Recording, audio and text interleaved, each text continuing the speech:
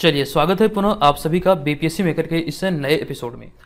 आज के इस वीडियो में 11 सितंबर 2022 से संबंधित बिहार करंट अफेयर्स और साथ ही राष्ट्रीय और अंतर्राष्ट्रीय घटनाओं सहित करंट अफेयर्स के जितने भी प्रश्न बनेंगे संबंधित सारी जानकारी आपको विस्तार पूर्वक दिया जाएगा।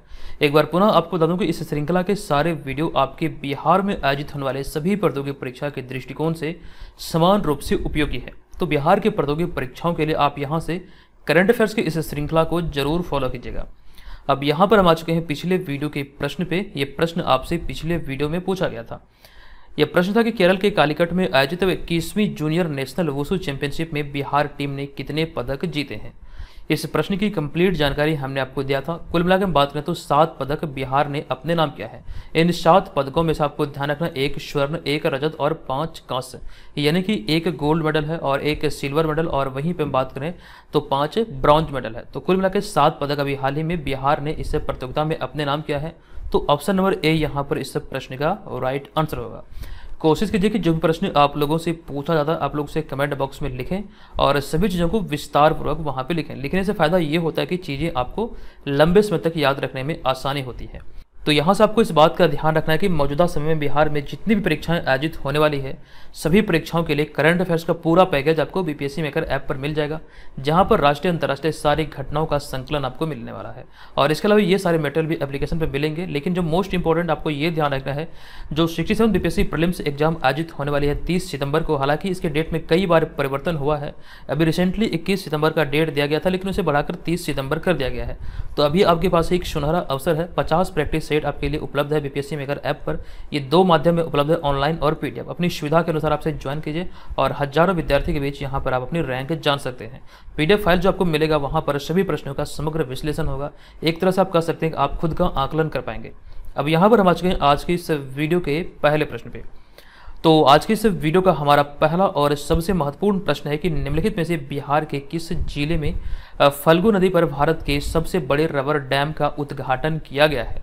हालांकि इसकी जानकारी हमने पहले दिया था कि रबर डैम किस नदी पर बनाया जा रहा है, तो ये फल्गु नदी पर बनाया जा रहा था। अब ये इसका उद्घाटन अभी हाल ही में हुआ है। तो ऐसे में यहाँ पर ये ध्यान रखिए, इसका राइट आंसर होगा ऑप्शन नंबर ए, यानी कि ये गया जिले से संबंधित है। गया जिले में फल्गु नदी पर ये भारत का सबसे बड़ा रबर डैम का उद्घाटन अभी हाल ही में बिहार के वर्तमान समय में जो मुख्यमंत्री हैं श्री नीतीश कुमार द्वारा इसका उद्घाटन किया गया। तो ऐसे में ऑप्शन नंबर ए यहाँ पर इस प्रश्न का राइट आंसर है। इसके तहत हमारा पहला पॉइंट है कि हाल ही में 8 सितंबर 2022 को, यानी कि वर्ल्ड लिटरेसी डे के दिन, यानी कि विश्व साक्षरता दिवस के दिन, मुख्यमंत्री नीतीश कुमार ने बिहार के गया में फल्गु नदी पर देश के सबसे बड़े रबर डैम का उद्घाटन किया है। आप यहाँ पर इस इमेज में भी देख सकते हैं। तो आपको याद रखना है, मुख्यमंत्री नीतीश कुमार की बात करें तो मुख्यमंत्री नीतीश कुमार बिहार के 22वें मुख्यमंत्री हैं और इन्होंने अब तक 8 बार मुख्यमंत्री पद की शपथ ली है बिहार में। ठीक है, तो ये सारी जानकारी कुछ बेसिक से फैक्ट हैं, ये सारी बातों को भी रिवाइज करते रहेंगे तो चीज़ें आपको याद रखने में लंबे समय तक आसानी होगी। अब देखिए हमारा दूसरा पॉइंट है कि इस डैम का जो नाम दिया गया है ये भी एग्जाम में पूछे जा सकते हैं। हालांकि गया डैम के भी नाम से इन्हें संबोधित किया जा सकता है, लेकिन मुख्य रूप से आपको ध्यान रखना है इसका नाम होगा गयाजी डैम। ठीक है, तो इस तरह से आपको ध्यान रखना है, गयाजी डैम इसका नाम दिया गया है।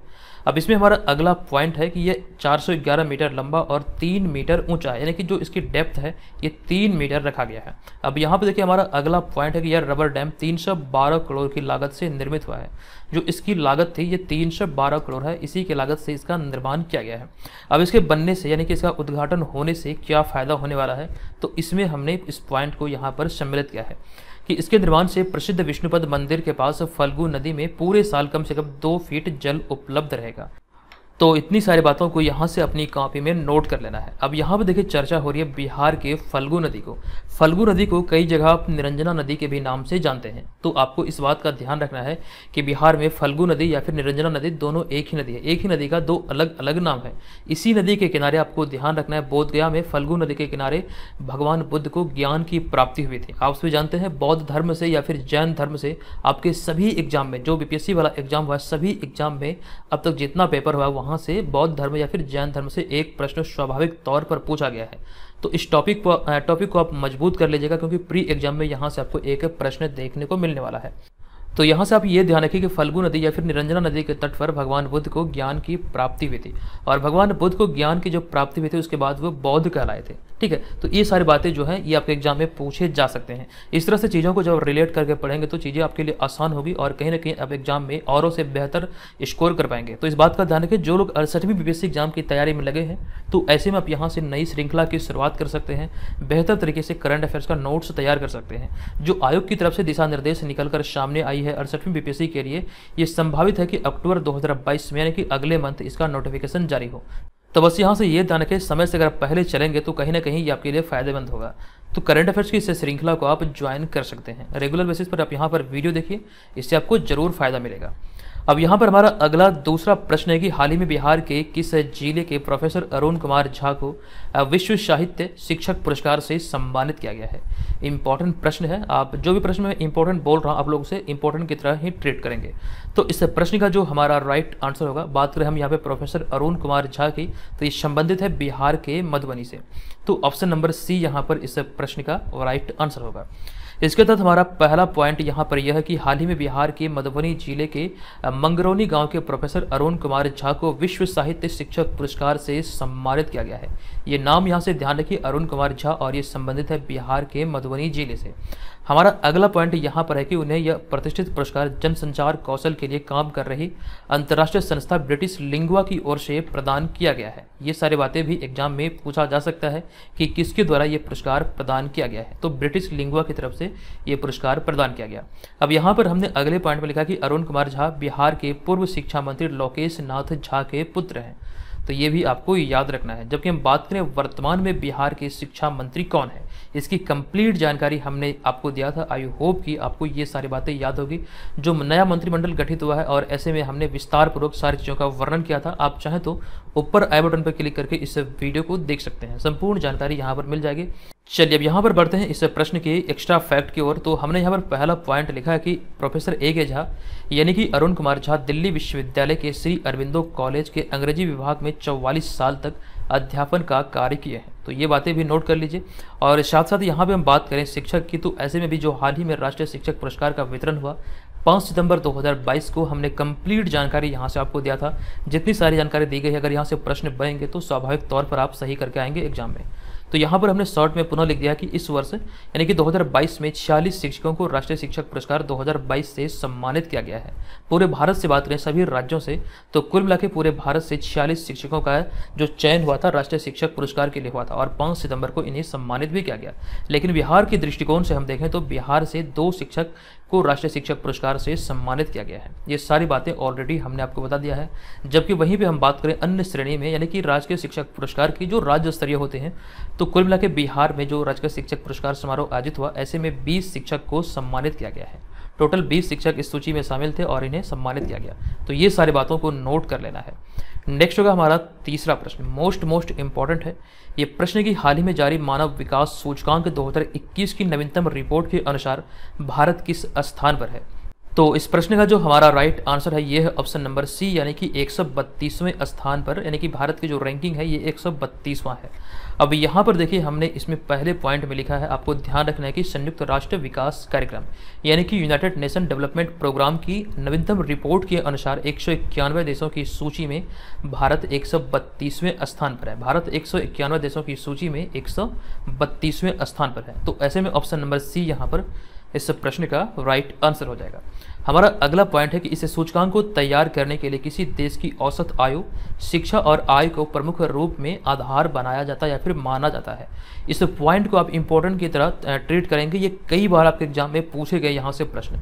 तो कौन कौन सा चीज़ है जिसको कि प्रमुख आधार बनाया जाता है, जिसके बाद ये सूचकांक को जारी किया जाता है। यानी कि मूल रूप से हम कहें तो इस सूचकांक का जो पैमाना होता है इसी आधार पर जारी किया जाता है, किसी भी देश की औसत आयु, शिक्षा और आय को प्रमुख आधार बनाकर। ठीक है, इस बात को आप लोग नोट कर लीजिएगा। नेक्स्ट पॉइंट हमारा यहाँ पर यह है, इस सूचकांक से संबंधित जो 2021 वाला भी हाल ही में प्रकाशित हुआ है, तो इस सूचकांक में पहले स्थान पर स्विट्जरलैंड, जबकि अंतिम स्थान की बात करें तो इसमें अंतिम स्थान पर दक्षिण सूडान है। नेक्स्ट पॉइंट हमारा यहाँ पर यह है 2020 से संबंधित जो पिछला रिपोर्ट 2020 का था, तो इसमें भारत को 131वां स्थान मिला था। इस बार जो मिला है 191 देशों की सूची में 132वां मिला है। तो ये सारे बातों को आपको ध्यान रखना है। देखिए, अगर करंट अफेयर्स की श्रृंखला की बात करें तो वीडियो भले ही थोड़ा लंबा होगा, लेकिन ये अगर आप यहाँ से पूरी तरह से फॉलो करेंगे तो चीज़ें आपके लिए बहुत बहुत आसान होने वाली है। क्योंकि यहाँ पर जिस प्रकार से मैं आपको विश्लेषण दे रहा हूँ, भले ही ये थोड़ा सा वीडियो ज़्यादा लंबा होगा, लेकिन रिवीजन पर्पज से भी ये आपके लिए कहीं ना कहीं आपके लिए बहुत बहुत हेल्पफुल होने वाली है। तो आधे घंटे के इस वीडियो से आप लोग बिल्कुल मत कतराइए। 24 घंटा आपको समय मिलता है पूरे दिन और रात को मिलाकर, तो इतने समय में आप 30 मिनट करंट अफेयर्स की इस सीरीज को दीजिए। ये मेरा आपसे वादा है कि सारे के सारे जो प्रश्न आपके एग्जाम में होंगे यहीं से बनेंगे। इस बात के लेकर के पूरी तरह आपको आश्वस्त रहना है। चलिए, अब यहाँ पर हम चलेंगे अगले चौथे प्रश्न पे। हमारा चौथा प्रश्न है कि निम्नलिखित में से किस राज्य को सर्वश्रेष्ठ गंतव्य का अंतर्राष्ट्रीय यात्रा पुरस्कार 2023 से प्रदान किए जाने की घोषणा हुई है। इंपॉर्टेंट प्रश्न है और इस प्रश्न का जो राइट आंसर होगा, आप यहाँ पर इमेज को देखकर समझ चुके होंगे, इसका राइट आंसर होगा ऑप्शन नंबर डी, यानी कि पश्चिम बंगाल। चलिए, अब यहाँ पर हम बात करें इनसे संबंधित पॉइंट की, जो कि आपके एग्जाम में प्रश्न बनेंगे। तो इसमें हमारा पहला पॉइंट है कि वर्ष 2023 में बर्लिन में इस पुरस्कार से पश्चिम बंगाल को सम्मानित किया जाएगा। नेक्स्ट पॉइंट यहाँ पर यह है कि हाल ही में देखिए, अब यहाँ पर हमने एक्स्ट्रा फैक्ट में कुछ ऐसे चीज़ों को शामिल किया है जो कि हाल ही के दिनों में करंट अफेयर्स के प्रश्न बने हैं और सभी अपने आप में मोस्ट इंपॉर्टेंट है। तो हमारा इसमें पहला पॉइंट है कि हाल ही में बांग्लादेश क्रिकेट टीम के खिलाड़ी मुशफिकुर रहीम ने T20 इंटरनेशनल क्रिकेट से संन्यास का ऐलान किया है। वर्तमान समय जो ICC का जो प्रारूप है, ये 3 प्रारूप है। एक तो है ICC का T20 और दूसरा है वनडे और तीसरा है टेस्ट। तो हालांकि यहाँ पर आपको ये ध्यान रखना है कि मुशफिकुर रहीम अभी T20 इंटरनेशनल क्रिकेट से संन्यास लिया है। बाकी अगर हम बात करें टेस्ट और वनडे की, तो ये दोनों अभी खेलेंगे। अब यहाँ पर हमारा अगला पॉइंट है कि नेशनल ग्रीन ट्रिब्यूनल ने कचरा प्रबंधन नियमों का उल्लंघन करने पर हाल ही में पश्चिम बंगाल पर जुर्माना लगाया है। ये भी जानकारी हमने अभी कुछ समय यानी कुछ दिन पहले ही, 2 से 3 दिन पहले ही दिया था। उसके बाद यहाँ पे हमारा अगला पॉइंट है कि जगदीप धनखड़, जो कि वर्तमान में भारत के 14वें उपराष्ट्रपति हैं, इससे पूर्व वे पश्चिम बंगाल के राज्यपाल थे। तो ये बातें भी यहाँ से आपको ध्यान रखना, एग्जाम में पूछे जा सकते हैं। यहाँ पर 2 प्रकार के प्रश्न बने हैं। एक तो आपको ध्यान रखना जगदीप धनखड़ के बारे में, वर्तमान में ये भारत के उपराष्ट्रपति हैं और ये 14वें उपराष्ट्रपति हैं। इनसे पूर्व जो थे ये पश्चिम बंगाल के राज्यपाल थे। इतनी सारी बातें यहाँ से आपको ध्यान रखना है। और एक एक्स्ट्रा फैक्ट ये भी है, जो कि विश्व का सबसे बड़ा वैदिक तारामंडल मायापुर पश्चिम बंगाल में ही स्थित है। यानी कि विश्व का सबसे बड़ा वैदिक तारामंडल मायापुर पश्चिम बंगाल में ही स्थापित है। तो ये सारी बातों को आपको नोट कर लेना है। चलिए, अब यहाँ पर हम चलेंगे अगले 5वें प्रश्न पे। तो 5वां प्रश्न हमारा है कि निम्नलिखित में से कौन सा राज्य जैव गांव वाला भारत का पहला राज्य बन गया है। ये भी बहुत ज़्यादा खबरों में है और ऐसे में इस प्रश्न का हमारा राइट आंसर होगा ऑप्शन नंबर बी, यानी कि त्रिपुरा। अब यहाँ पर सिक्किम को देखकर आप लोग कंफ्यूज मत कीजिएगा, हालांकि इसका जो राइट आंसर होगा ये हो जाएगा ऑप्शन नंबर बी, त्रिपुरा। अब सिक्किम क्यों आपको कंफ्यूज करेगा, इसकी जानकारी हम यहाँ पर आगे देखेंगे, लेकिन उससे पहले हम बात करें यहाँ पर पहले पॉइंट की। तो हमारा यहाँ पर पहला पॉइंट है कि हाल ही में त्रिपुरा राज्य के सिपाही जला जिले के दासपारा गाँव में पहला जैव ग्राम स्थापित किया गया है। और इसके साथ ही आपको यहाँ पर ये याद रखना है कि त्रिपुरा जैव गाँव वाला भारत का पहला राज्य बन गया है।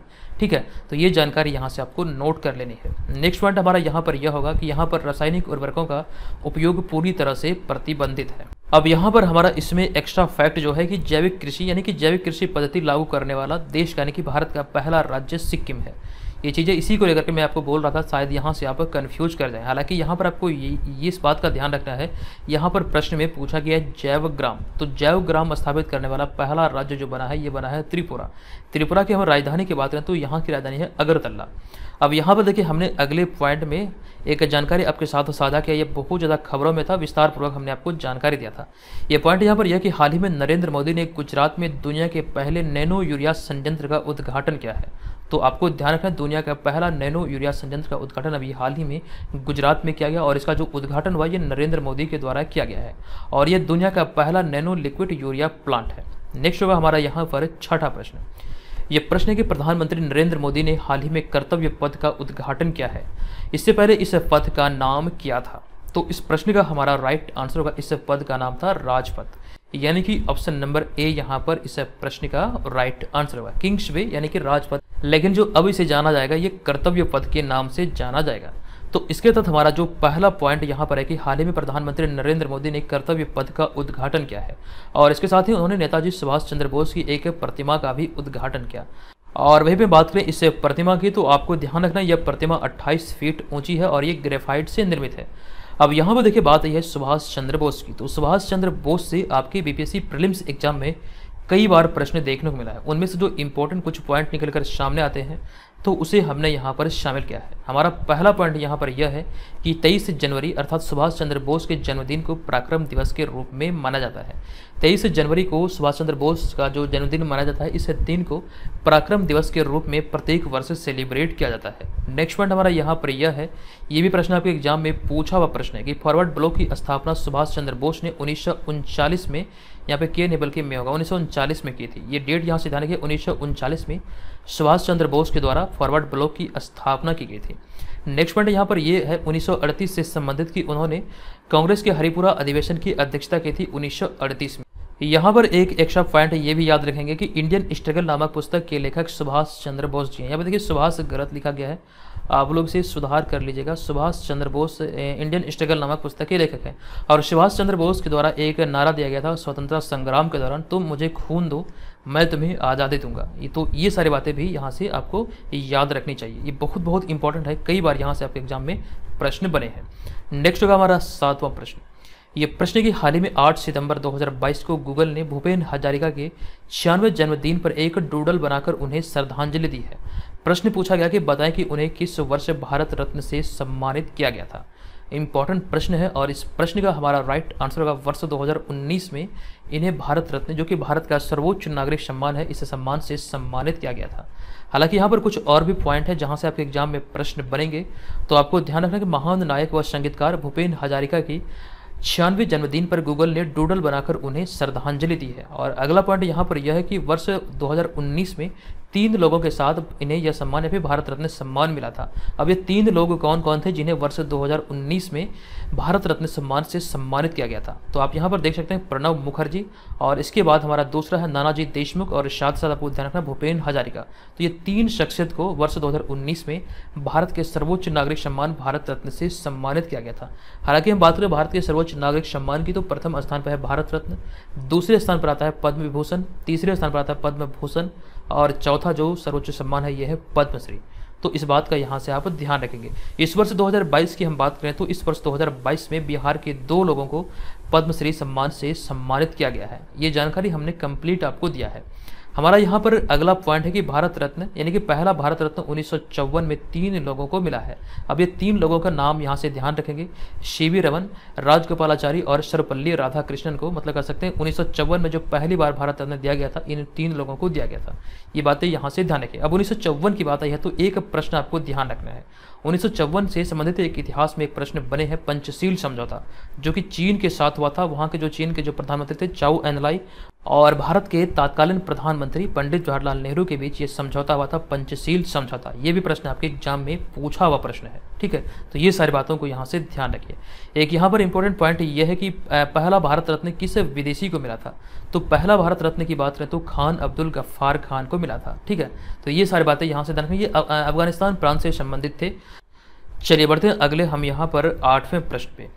हमारा 8वां प्रश्न है कि हाल ही में किसे सिंगापुर के प्रतिष्ठित विशिष्ट सेवा पदक मेरिटोरियस सर्विस मेडल से सम्मानित किया गया है? तो इस प्रश्न का हमारा राइट आंसर होगा ऑप्शन नंबर बी यानी कि सुनील लांबा।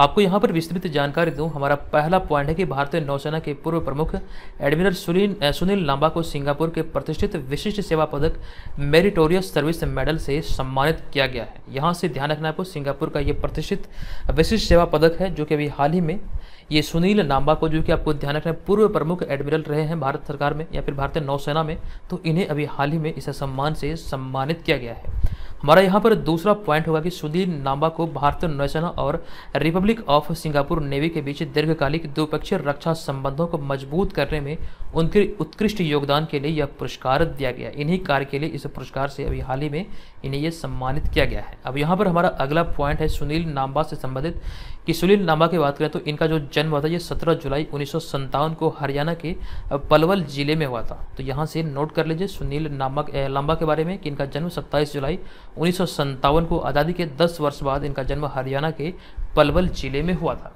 नेक्स्ट होगा हमारा यहाँ पर 9वां प्रश्न। ये प्रश्न है कि 10 सितंबर 2022 को किनके द्वारा केंद्र राज्य विज्ञान सम्मेलन का उद्घाटन किया गया?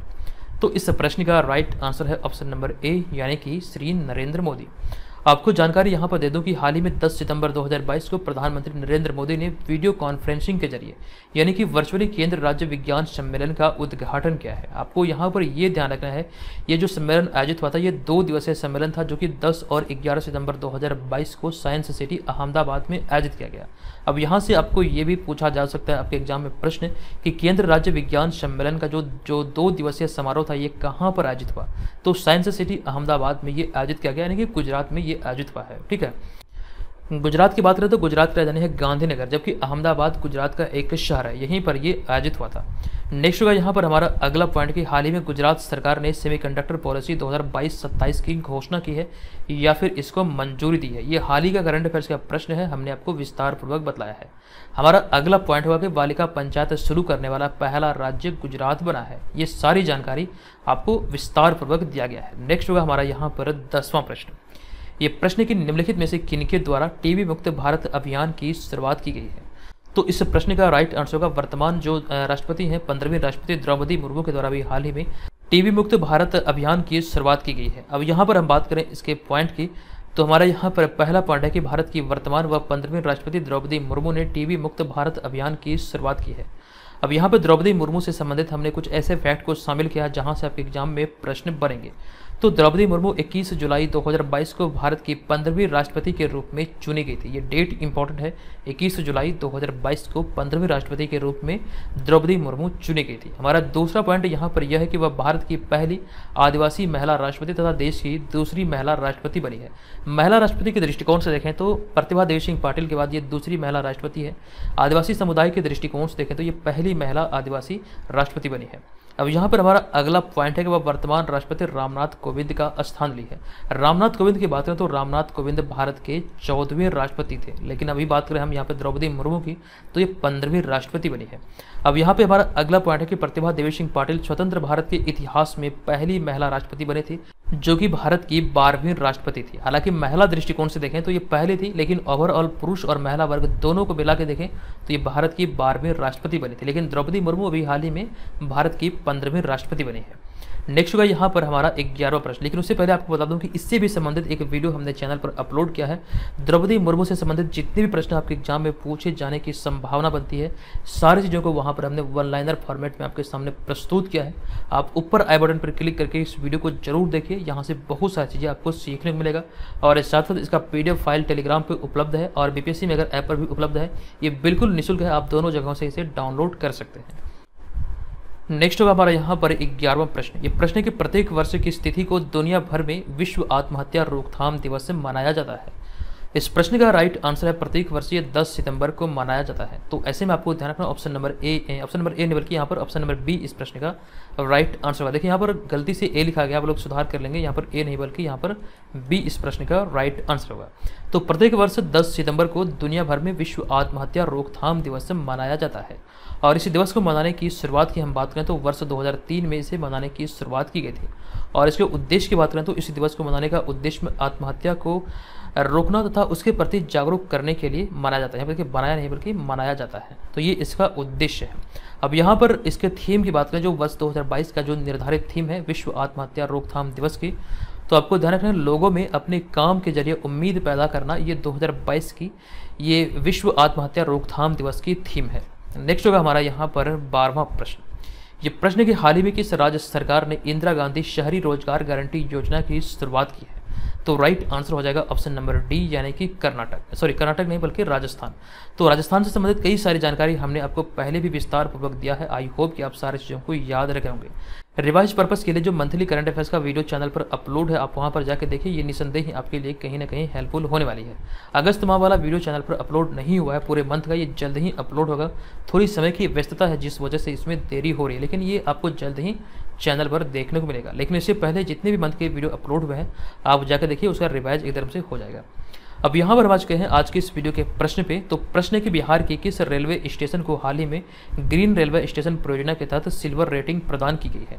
अब यहाँ पर बताइए इसका राइट आंसर क्या होगा। कंप्लीट जानकारी हमने आपको विस्तार पूर्वक दिया है। जो चीज़ आप लिखेंगे कोशिश कीजिएगा आप लोग से कमेंट बॉक्स में लिखें और विस्तार पूर्वक लिखें, ठीक है। तो दोस्तों आज के इस वीडियो में इतना ही। बस जाते हुए आपको ये बोलना है कि जो लोग 68वीं बीपीएससी के बारे में अभी से सोच रहे हैं तो करंट अफेयर्स की तैयारी को स्टार्ट कर दीजिए, और जितने भी हमारे स्टडी मटेरियल और नोट्स वगैरह हैं वो जल्द ही आपको एप्लीकेशन पर मिलेगा। हम आपको इस बार बेहतर से बेहतर मटेरियल देंगे जो कि पूरे सिलेबस का होगा। अब तक जो आपको दिया जा रहा था ये पूरे सिलेबस का नहीं था, लेकिन इस बार से जो आपको मिलेगा 68वीं बीपीएससी एग्जाम के लिए, तो सारे सब्जेक्ट का यहाँ पर आपको नोट्स मिलेगा। प्री स्पेशल नोट होगा, ये बहुत कम कीमत पर आपके लिए उपलब्ध होगा। एप्लीकेशन पर जाकर विजिट कीजिए, वहाँ पर आपको तमाम चीज़ें मिल जाएगी। तो जो भी नए छात्र हैं इसे जरूर ज्वाइन कीजिएगा। फिलहाल इसमें थोड़ा सा समय है, अभी से एप्लीकेशन डाउनलोड करके रजिस्टर हो जाइए। चलिए मिलेंगे नेक्स्ट वीडियो में, तब तक के लिए धन्यवाद। जय हिंद।